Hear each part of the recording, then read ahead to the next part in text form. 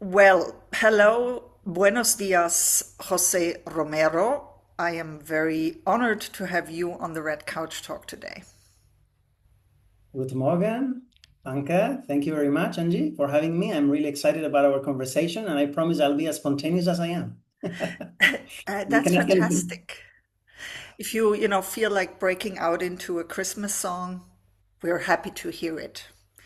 Tell us about a fun fact about yourself, though, if you're so spontaneous. What's the funniest part about you? Well, when I'm in the kitchen and I get to do this for friends every now and then, recently a bit less than I would like to, but I can think of the times when I was living in Switzerland, where you are, Uh-huh. that we had friends coming for dinner, and everybody wants to learn how to do the paella. So Uh-huh. most people they would request to come an hour prior or so that they saw me in action. And then some of them were very hands-on, and I gave them the apron and got them to roll the sleeves and start chopping vegetables, and they were really enthusiastic about it.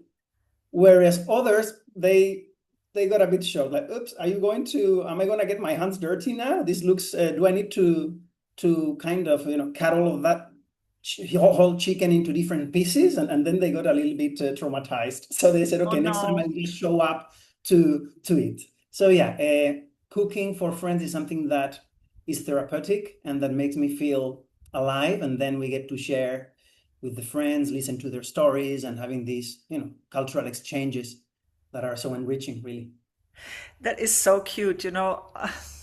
Whenever I have some guests here and we talk about, like how to overcome cultural differences and, against all the polarization in the world today and against all that bullshit, I think, sharing a meal is one of the best things you can do. But even like cooking together, I would never do that because I don't like to be like in the kitchen myself. I'm a better assistant cook than a main cook. Like I get stressed out about this. But I think that's a wonderful idea. And also especially, in a country that is like Switzerland, where you have people from so many different places. And I think Singapore is very similar. You have all this like cultural mix of people. Everybody brings their own ideas. That's amazing. And it's also a great idea for like festive occasions. Absolutely. And Fantastic. it is the best way I feel to build bridges and to leverage on differences. Yeah. Because people tend to be patriotic, right? Like my national dish is the best, or in my country we are the best at this or that. But when you actually dive deeper into different cultures and you start being really curious about how others do things Uh-huh. differently to us in our original or our countries of birth, you start to realize and to understand how many people when they face otherness, they feel very uncomfortable. And it's because we are all biased, especially people that haven't lived overseas in different countries. And I always see how food, and I also have to admit that, a good glass of wine is the perfect glue to bring people together from all walks of lives and from all ideologies. Uh-huh. And, this is about celebration also. It's about celebrating our diversity, really. I think you and we would get along really well. So if you're ever in Zurich, let me know. There's always wine in my house. Right. I You will might let have you. to bring your own food though. No But we worries. also have Uber. So, Jose, tell us a bit more about your why and also about your journey. I'm so curious to learn about your journey. You have lived in 10 different countries. You're a master coach. You learned from Marshall Goldsmith. I have to bow my head. Tell us more about your why. So if I look at my life purpose, this wasn't something that came straight away when I was a youngster. And like some people, they know they want to be doctors or they want to be lawyers or Uh-huh. whatever that might be. In my case, it was a gradual discovery. Curiosity was always there since I am a kid. I was always wondering and asking questions, in many occasions, uncomfortable questions. Teachers would kind of ignore me after the first question because they said, well, here he is again disrupting, right? In their minds, back in the days, school systems penalized curiosity in a way because teachers would come, they wrote their stuff in the blackboard, and then any question at the very end, people, I mean, kids, we didn't generally feel there was enough rapport to ask the questions we wanted, because the moment you ask a question that was a little bit more uncomfortable or naive, they would shut it down, typically. And so this is where things start. As someone very, very shy as a kid, we evolved.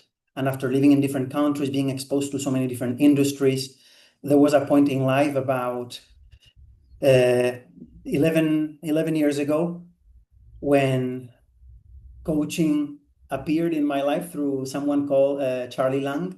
He was Uh-huh. the CEO and founder of a boutique coaching and leadership development firm for corporations. And yeah, he gave me the chance to start understanding the business. And it's through that experience that I became a certified coach through different organizations. We partnered with a university in Singapore to bring executives and people from government, from different social spectrums to become coaches.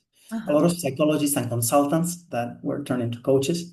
Uh-huh. And since I discovered that career path, which has to do with, again, that inquisitive mindset, asking questions, trying to go beneath the surface for looking for truths, for answers that aren't always so straightforward, is what keeps motivating me until today. And yes, as you said, I had the privilege to learn from the very best coaches in the world. Marsha Reynolds, Dr. Peter Chi, who's my global strategic partner, Dr. Marshall Goldsmith, who was my first big mentor, and someone that I see as a North Star, Uh-huh. because he has been able to guide and to support so many of us. And I was so young when I first met him in person, back, as I said, like 11 years ago. And yeah, this is a bit the story, right? So it was not a straight path. There were moments of confusion, of crossroads, where I needed to decide, what do I do? I understood that I didn't want to be in for longer in business, and also working in government. I was working in government for a while because I studied international relations. I did a master's also in Uh-huh. Australia and in Singapore on international politics and foreign policy, diplomacy, and so on. And after a while in that world, I realized that that was not for me. And then I started to look at leadership from a corporate perspective, and looking at coaching, and also at the Stoics philosophy, old Greek philosophy, connecting the dots. I said, well, this is what I really love: spending time having deeper connections with people from all walks of life, from so many different industries, to understand what motivates them, what are their fears, how can they get better, and how can I support them and guide them to go from point A to point B, and connect their life purpose with their organizational goals. So in my case, if I could summarize, my purpose is helping leaders elevate their leadership game through the power of questions, and focusing on curiosity to nurture that critical thinking that I feel it's so necessary nowadays, since we have AI disrupting and also being an opportunity for growth, that many people tend to delegate everything into AI. And I think we should still continue spending the time and making the effort to think Mm-hmm. broader, think deeper, get challenged by others, having this human communication we are having Mm-hmm. today, to be Uh-huh. able to create that stimulation that helps us, yeah, continue growing and not take things for granted. You're absolutely right. And critical thinking is completely out of fashion right now. So, speaking of fashion, I was going to ask you about trends in leadership. Um, I love the idea with the inquisitive mindset, and you also, your upcoming book is going to be called "Living and Leading with Curiosity." I just wanted to make one little fun remark. Maybe it's not fun, But there's something about being German that maybe a lot of people don't know. So, when I used to run intercultural trainings for managers who moved from Germany to Switzerland. Now, you will probably be surprised, but this is a very different culture. But in order to explain like the basic difference, I always use the example of Goethe's Faust and Schiller's Wilhelm Tell. So these are two characters that are like, they're the characters that define those two nations. And the Faust, and now I'm coming back to you. The Faust is that person, and I think that's a very German thing, that always wants to know more and go deeper and is very curious. And, he wants to have all the answers to life. And he also, wants to know whether at the end of the day there is God or not. So, I think this is the basic theme is, what is the point of existence? That's basically the basic theme of Faust and what he's trying to uncover in many, many hours of theater watching, if you watch it. And then he sells his soul to the devil to get the answers.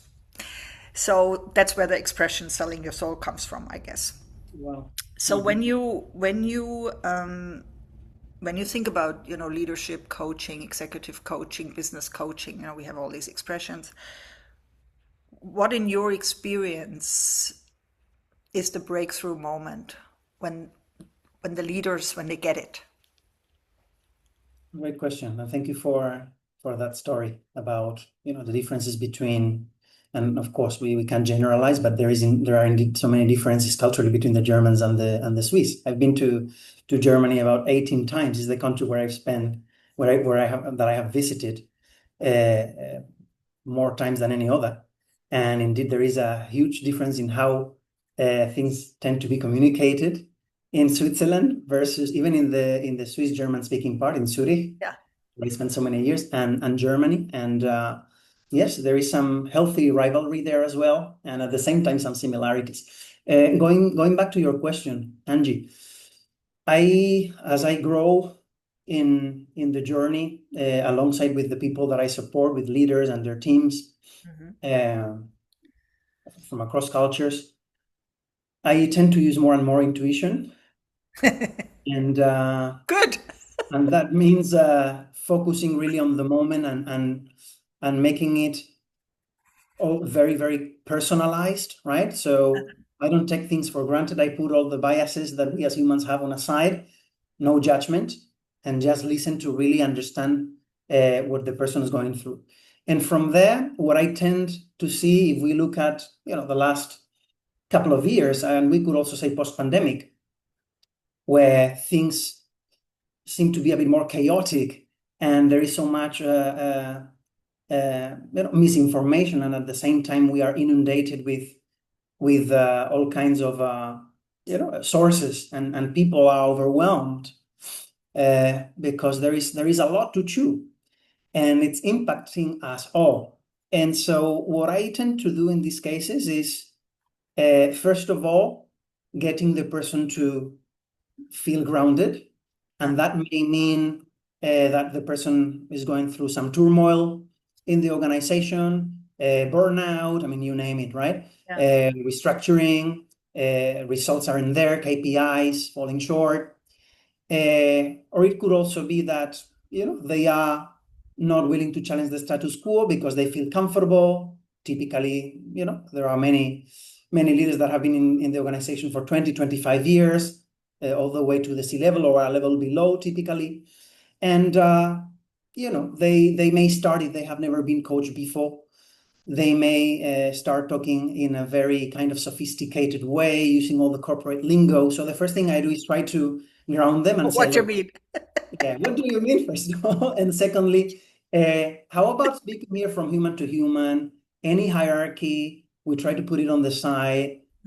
You also make mistakes, we make mistakes, so let's humanize the conversation. Start telling me what's not working. I know you're fantastic, you're great, you're a rock star, But what else? What else? When was the last time you looked at yourself in the mirror to do the inner work and ask yourself some uncomfortable questions?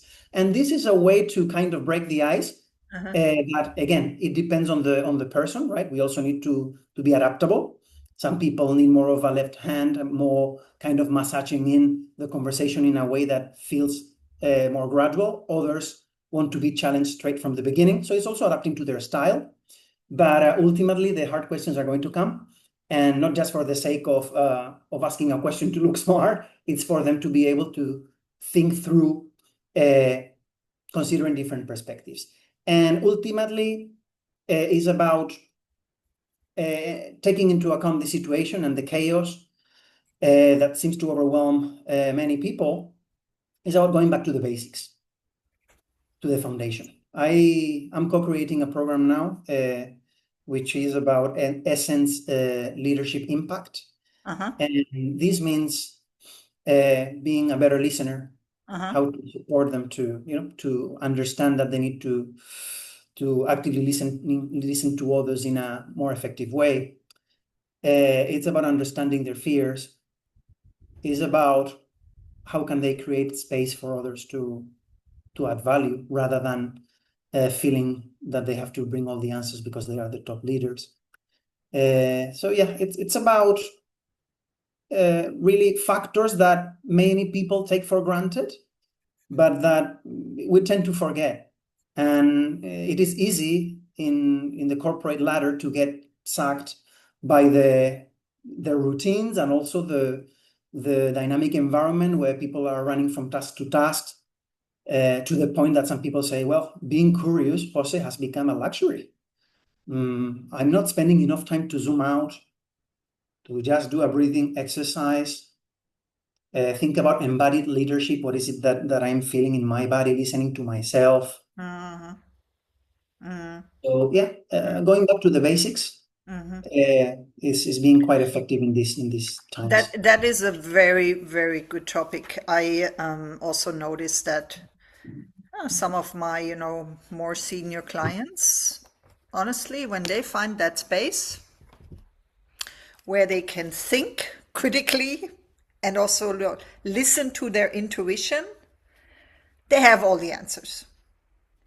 The problem is there's so much now, like, they're so adrenaline driven and so much in their rat race. Most of the time, they don't even know, they need like a year to access that. That's why my program runs for a year. Mhm, So, like, if we're lucky, we get there a bit earlier. But some of these things, they take time. And I also noticed that, with myself, it takes a long time until you're like off that stress level, mhm, so that, you can freely think again and not just be, like pushed and pulled by the things you think you need to do because you need to do them because somebody tells you or ChatGPT tells you, that this is the strategy to follow now. Um, yeah, interesting stuff, Jose. So, in terms of leadership coaching, is there like a particular trend at the moment? How do you feel about AI replacing us? So I feel a humanizing wave.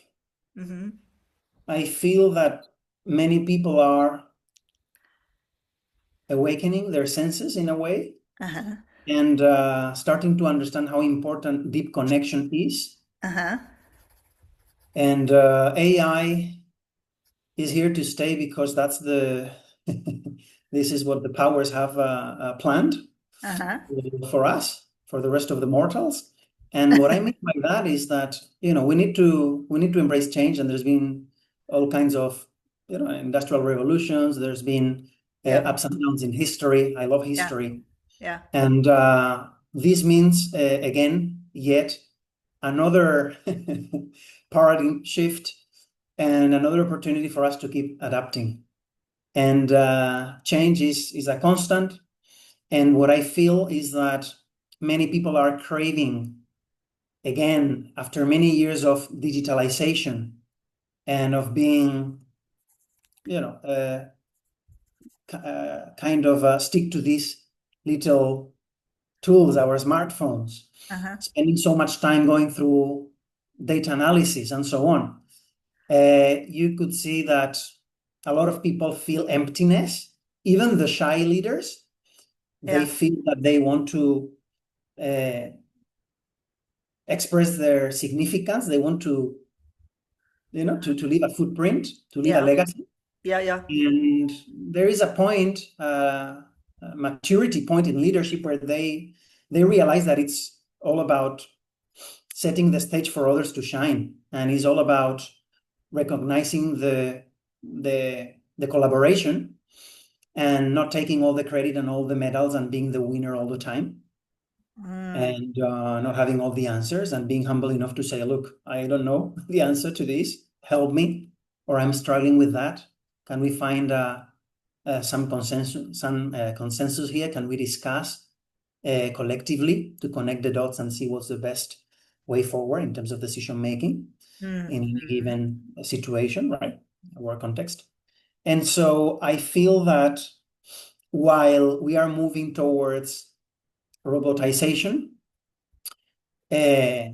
what makes us special as humans is our power to communicate, to feel heard, to feel loved. And this is a common denominator in everybody I coach. And an example comes to mind, Angie. There is this gentleman in Switzerland that I was coaching, a very mature leader who somehow struggled with recognition. So I could feel, without him telling me directly, that he was always craving for that approval, okay, from the Mm-hmm. C-level executive he was reporting to. Mm-hmm. And I only had to ask that question, which was, okay, let's pause for a moment here. Where does this come from? Mm-hmm. This over eagerness to always validate whether you're enough, whether you are really doing the work that you're doing and excelling, and why is it? Where does that come from? And then he froze for for a few seconds to end up saying that 50 years back, his parents would never recognize anything that he did. He never felt that tap in the shoulder from his mom or his father to say, well done, my kid, this is the way, you've done a great thing today.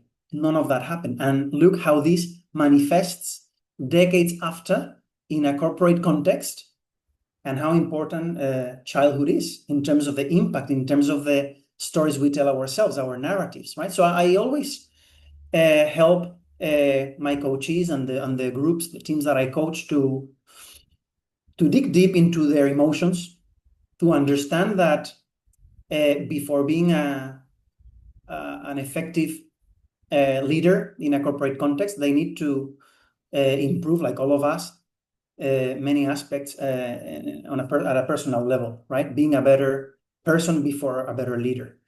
And it is through these dialogues that are very humanizing and very humbling that we are able to connect at a deeper level, and they're able to start connecting the dots, and especially start unblocking some self-limiting beliefs or some challenges that prevent them from moving forward, right?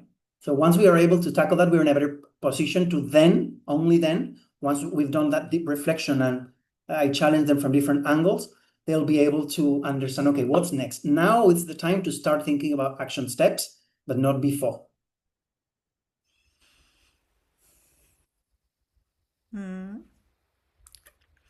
Amazing. I love it. How does that resonate, Angie? May I ask, with you and with your You practice? know, my guess was a different one. I thought he might have lost his dad. Um, but you know, not being recognized is also something as a child. It's also something that comes up as a theme a lot. My clients often have childhood trauma, so usually the loss of a parent, and or a very like abusive relationship, like the child was sort of used as a parent. It was like parenting the parent. And they're usually not aware. They're usually not aware when they come to the coaching, how that has impacted them so much, over, and how it still impacts them. And I also loved what you're saying, about giving people a space where they finally can feel safe, loved, and where they feel like they can, they feel validated for the first time, maybe ever.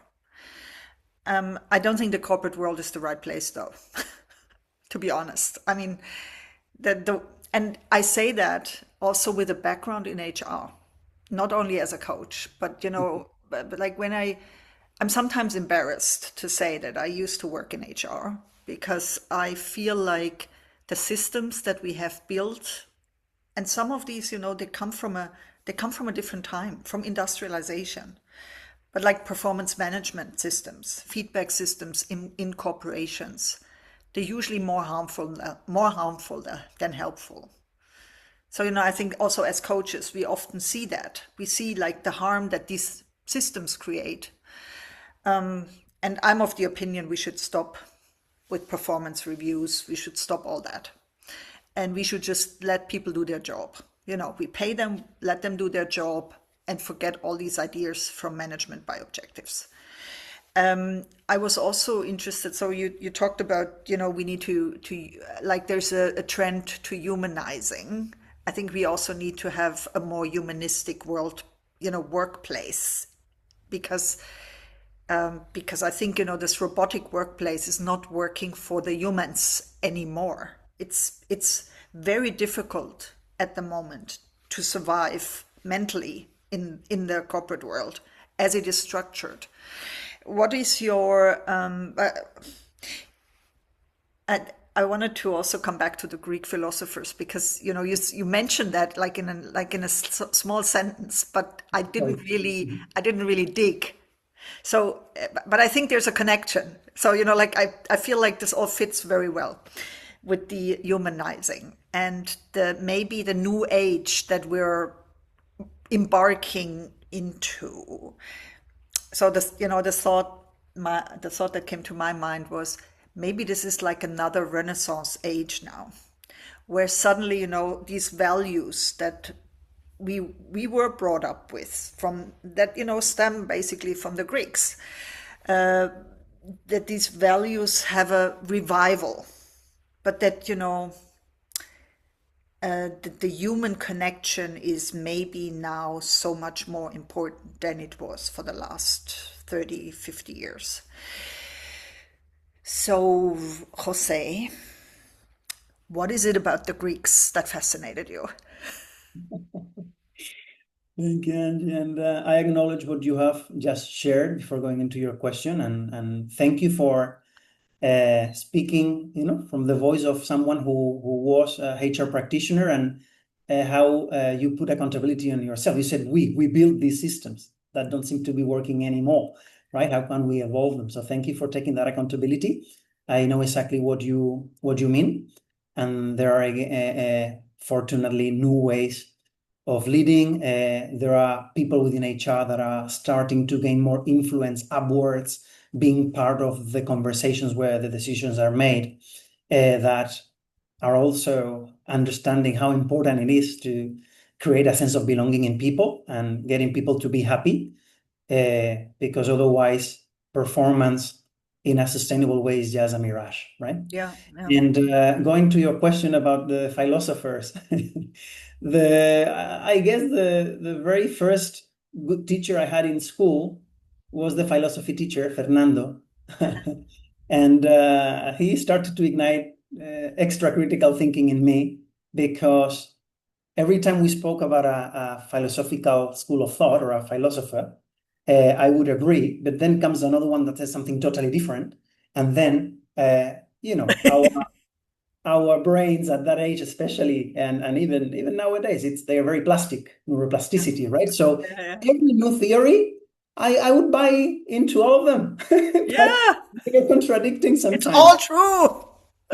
And so there is where I started to already ask myself the existential questions. And Mm. Stoicism in particular, Seneca was born in Cordoba, in my home region in Andalusia, Spain.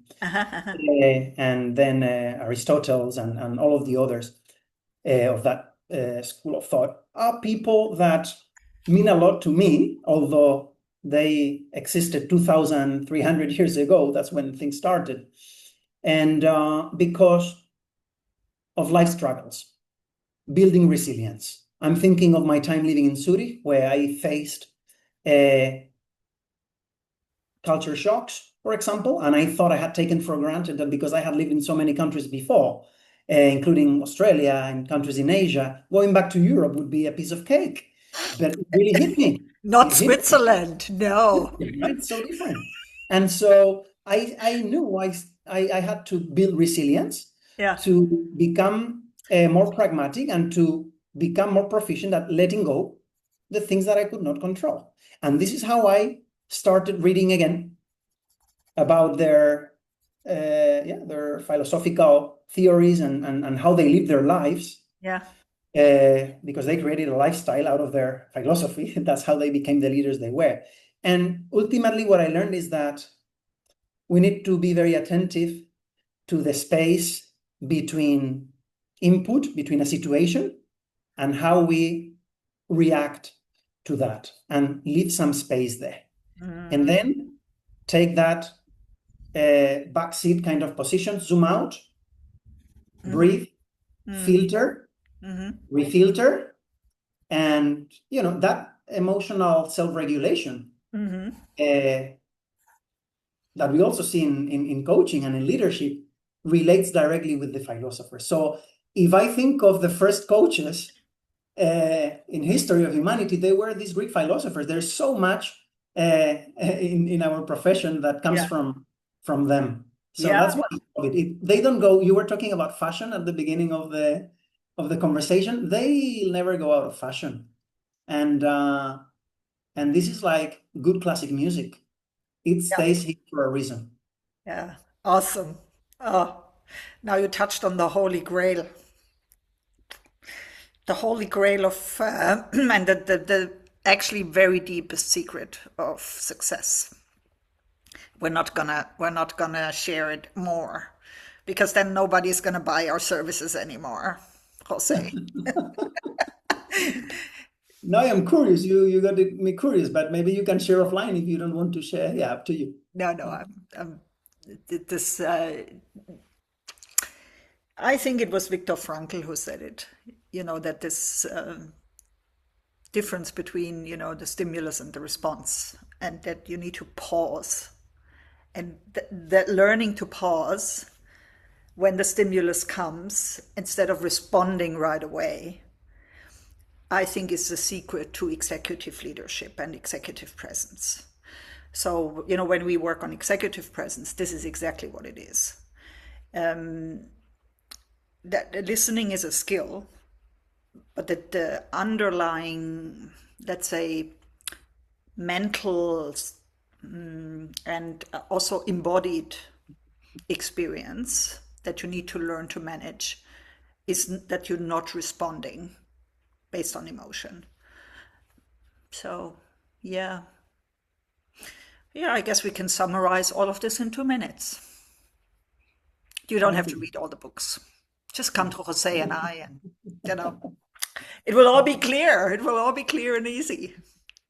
And so much So, to learn. I mean, it's easier said than done, right? We yeah, still, despite mastering the art of coaching and being always looking to continue learning, there are always situations that can challenge us to the extreme, yeah, where it's not always easy yeah, to implement, right? yeah. Knowing the theory And and you and I, we applying. also have our challenges, and our struggles and our Sisyphus rolling stones up the mountain experiences, right?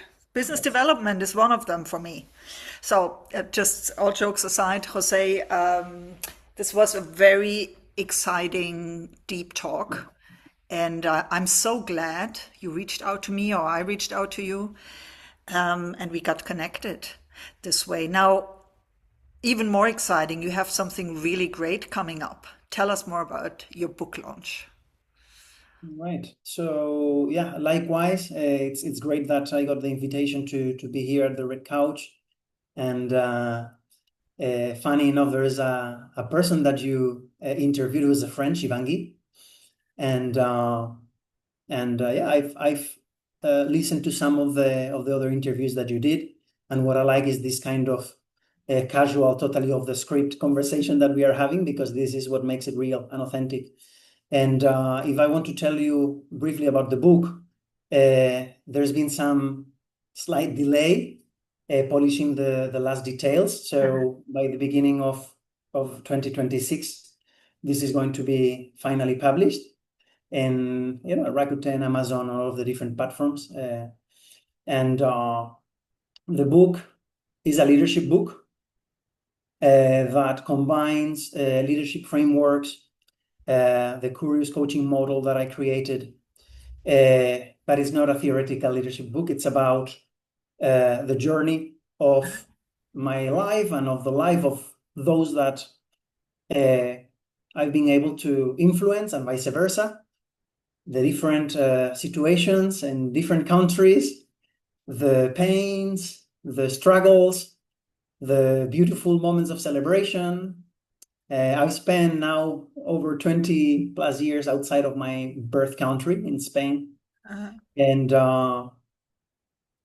still, I'm a Spaniard after all. So we love closing the circle of success and end up celebrating. And the book is a celebration because it's about diverse stories that converge. And it's about how a child grows and understands that one needs to get out of the comfort zone constantly and needs to be curious all the time and carry that kid throughout our life journeys in adulthood. Many adults forget to smile often enough, or to laugh about something silly, about their own shadows sometimes, the humor. And I think we tend to take life too seriously. Yeah, And I know that the book is going to help a lot of people because it will resonate with their own stories. There are coaching questions at the end of each chapter, yeah, helps them connect the dots and really be able to understand how the stories I talk about in the book, which are all real, yeah, resonate with them, and what is it that they can do to remove any self-limiting beliefs and understand that if I could succeed on my own terms, if I could evolve, so can they, regardless of the challenges that they face. And so, yeah, it's a book that it's not for everyone, because there are some uncomfortable truths also being shared there, and some questions that, again, might be a bit uncomfortable. But this is when learning and growth happens. And ultimately, if that helps them, and I am sure it will, the people that are committed will find something in the book, regardless of their age and their social status, their position, from a 20-year-old that's starting in her or his career to a CEO or CFO that is about to retire in late 60s. There is something there for them to grapple with and to rewire their thinking so that they can leverage that curiosity that is intrinsic to all of us. It's there. We just need to awaken it a bit more and be more fully present. Wow. Now I'm so curious. Are you gonna have a big launch party? There will be something happening online and probably in Uh-huh. a conference as well. So I will keep Please you posted. invite me to the party. I love I will parties. keep you posted. Absolutely. And Yes. I think also sometimes, so like years ago, I was in this writing circle, and then somebody said, if you bring out a book, you have to celebrate it. And I think it gives the effort that you put into the process a more validation if you actually celebrate a launch party. So even if you don't feel like doing it, I still think you should do it. And online is one option, but I would say have an offline party. Cook paella for everybody. Sign your books. Celebrate. We'll Yeah. talk about that. I have Yeah. also friends to visit in and clients still in Switzerland. So we'll discuss that. Thank you for putting it out there. Now I have to think about it and see how we can make it happen. You can always come to my kitchen. If you bring everything and if you cook, I'm very good at peeling carrots, potatoes. I can cut the chicken if you want. Happy Fantastic. to do that. It's great talking to you, Jose, and happy holidays. Have a great time and all the best for your book launch. Thank you, Angie, for having me and for being you, so genuine, and I really enjoyed our conversation. So great work, and yeah, let's stay in touch. Awesome. Bye Holidays to bye. you. Bye.